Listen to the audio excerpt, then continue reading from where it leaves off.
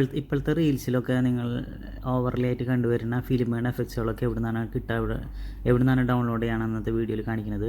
ഈ വീഡിയോയിൽ കാണുന്ന ഫിലിം എഫക്ട്സുകളൊക്കെ ഒറ്റ ക്ലിക്കിൽ എങ്ങനെയാണ് ഡൗൺലോഡ് ചെയ്യുക. ഫിലിം എഫക്ട്സുകൾ മാത്രമല്ല, ട്രാൻസിഷൻസ് ഉണ്ട്, ഓവർലേസ് ഉണ്ട്, ബാക്ക്ഗ്രൗണ്ട് ഉണ്ട്.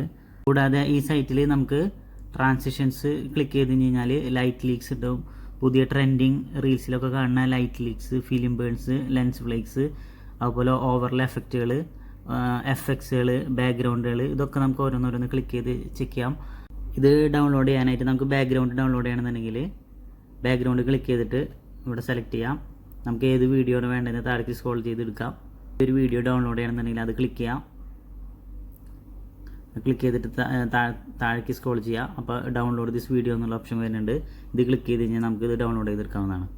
അപ്പോൾ ഇത് ഒരു വീഡിയോ എഡിറ്റിംഗ് ഒക്കെ ചെയ്യുന്ന ഒരു ഉപകാരപ്പെട്ട ഒരു വെബ്സൈറ്റാണ്.